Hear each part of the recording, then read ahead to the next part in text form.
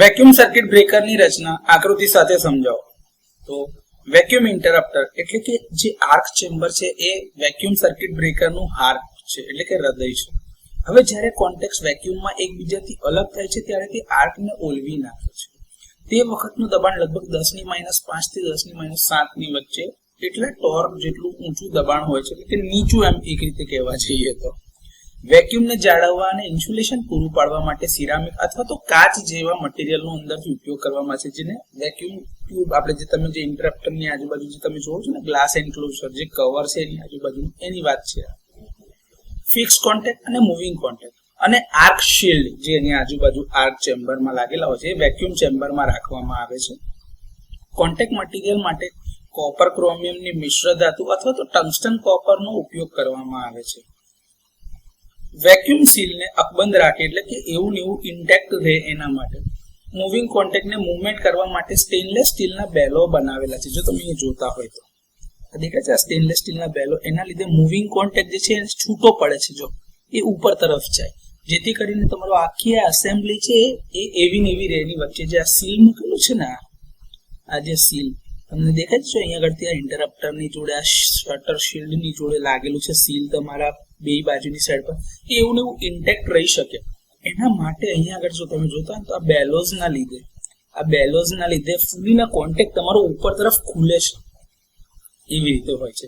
એટલે કે moving contact stainless steel bellow દ્વારા કંટ્રોલ મેથડ દ્વારા અથવા તો કંટ્રોલ મેથડ એટલે નિયંત્રણ પદ્ધતિ સાથે જોડાયેલ હોય છે, એટલે કે ઓપરેટિંગ મિકેનિઝમની વાત છે. આ ઓપરેટિંગ મિકેનિઝમ કોન્ટેક્ટને ખોલવા અને બંધ કરવા માટે જરૂરી મિકેનિકલ એનર્જી પૂરી પાડે છે.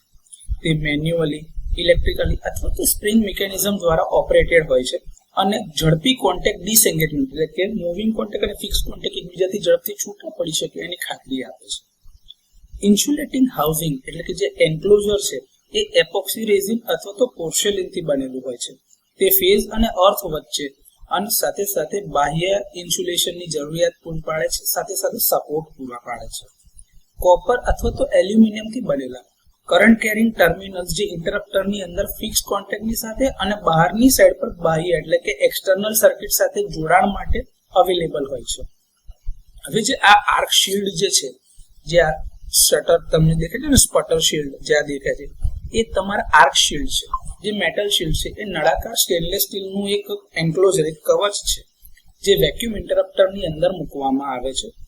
એ મેટલની વેપર એટલે જે ધાતુની વરાળ જે છે એને ઇન્સ્યુલેટિંગ કવચની અંદરની સપાટી પર જમા થતા અટકાવે છે, જેના લીધે શું થશે કે ભાઈ અંદર એ જામ નહીં થાય. એ વરાળ જે તમારી વેપર બને છે ને મેટલ વેપર એ મતલબ કે શિલ્ડ બાહ્ય ભાગની અંદર સપાટી પર આ વરાળના ઘનીકરણ એટલે કે જે જમા થતું હોય ને ઘટ્ટ થઈને એ થતું અટકાવે છે, જેથી ડાઇલેક્ટ્રિક સ્ટ્રેન્થમાં કોઈ ઘટાડો થતો નથી.